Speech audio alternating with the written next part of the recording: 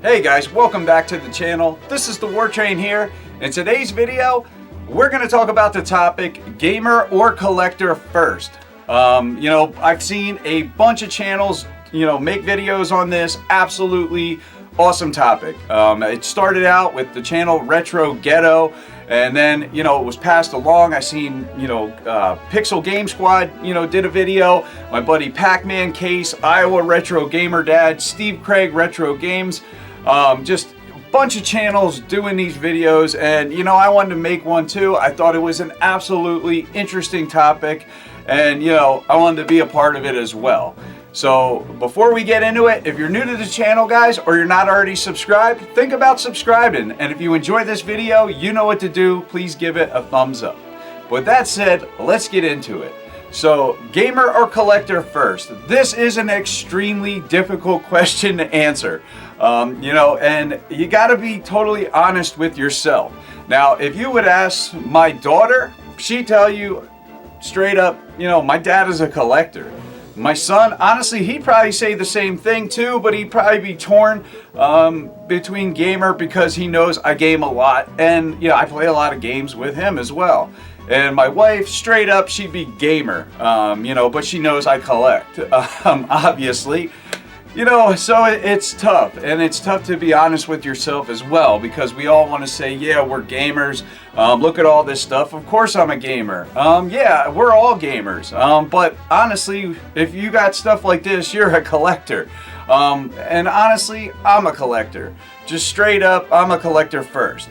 I game constantly. I'm usually playing probably 3 to 5 games at any given time. I like to jump in and out of stuff, jump back to things, maybe focus on one game, but I'm also playing maybe little bits of a couple other ones, because I do play on my lunch breaks at work, coffee breaks. I've even played games stuck in traffic, driving home from work. Say there's an accident and I'm not moving for 2 hours on the highway. I'm playing my Switch. I've even made progress in games like Octopath Traveler, a game that I played when it first came out. I played straight through it. I put about 3 hours into Octopath Traveler alone, just stopped in traffic, when there was a bad accident. So, that kind of, I think, speaks a lot of, how much I game. And I hear a lot of people say they don't have time to game. Well, if you're passionate about something, man, you have to make time. If you really like doing this, maybe, if you collect as well, don't spend so much time collecting. Stop, spending all that time on your phone looking on eBay or Mercari or wherever you're looking, GameStop online, Target, all these different places. Maybe still spend a little bit of time, but take a break and go play some of your games. That is the point of all of this. I know a lot of people do collect for just straight up monetary gain. I'm not that kind of a collector. Honestly, I realize that this stuff is worth quite a bit of money, especially some of these games. And some of the games and things that I do pick up, I know that they're definitely worth something. But I'm not buying them to just sell them and, flip them and make a few bucks. I know there's a lot of people that do that out there. Some people, that's how they build their whole collections. There's tons of channels that just show that. That's not me. I'm not, out to just flip games. I buy them because they, are games I really want to play, or they're games that mean something to me, or that maybe the artwork on the box or whatever just kind of strikes me and draws my interest in it, makes me want to own that. And it's it's crazy to think that some people do just buy these games never to play them, or maybe don't even play games at all. But, hey, I'm not judging anybody. If that's what you want to do with your money, you do what you want to do. Because some of this stuff can cost quite a bit of money. There's tons of games that I would love to get, but just, man, the prices on them are absolutely insane. Maybe one day I'll own them. And, with all this stuff, I say that I, don't buy it to sell it. I'm not opposed to selling any of this. If I had to for, something to do with my family, I would sell all this tomorrow.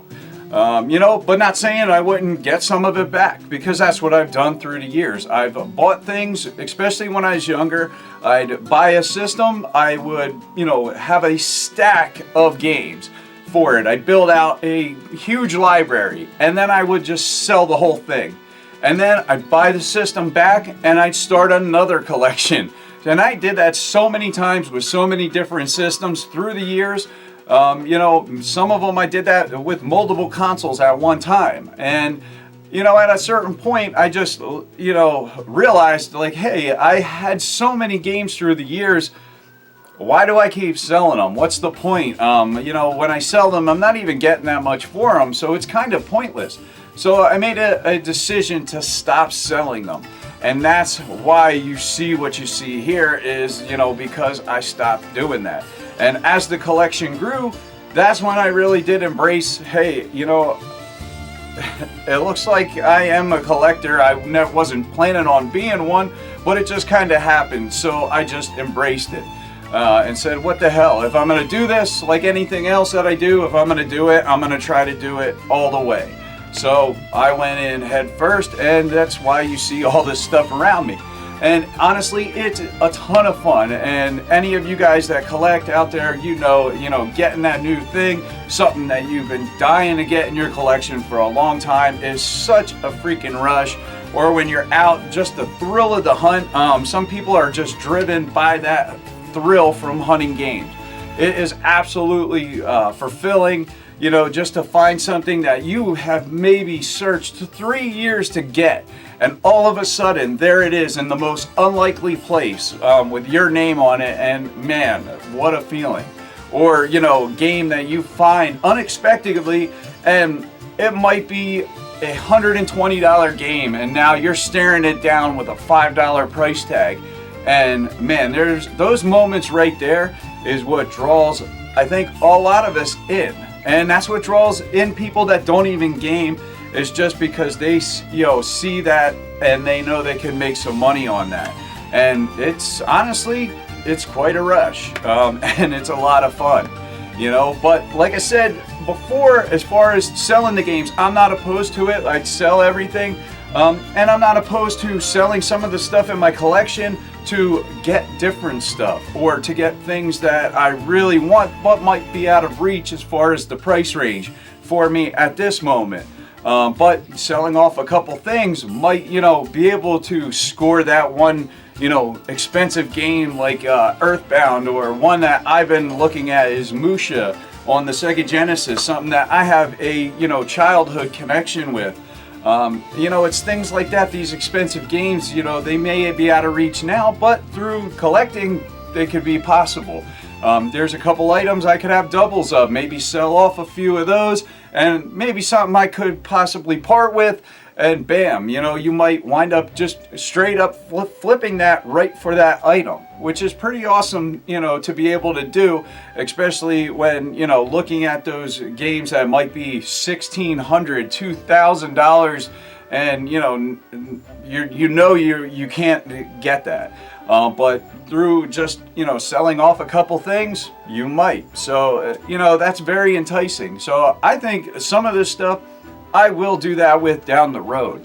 And I'm setting some of that stuff up now. I'm setting the seeds for maybe buying doubles of things, or buying things that are valuable, and keeping them sealed, knowing that maybe in the future that might be my ticket for something else that I really want. And this collection, when you die, you can't take this stuff with you. So what do you do then? You're leaving a bunch of stuff, with your family. That could be quite a big burden. My family, I think, understands too that this stuff is worth money, and I told them if something happens to me, sell it. Just sell it to take care of yourself. Do what you got to do. But just keep some of the items that did mean a lot to me, and I'm sure some of that stuff, my kids, it would mean a lot to them to keep. So I think that's, fair. I would like to see them be able to use this, to take care of themselves. If something, God forbid, would happen to me. Because I don't want to burden them with just a whole room of stuff, because it's a lot of work to move all this stuff around.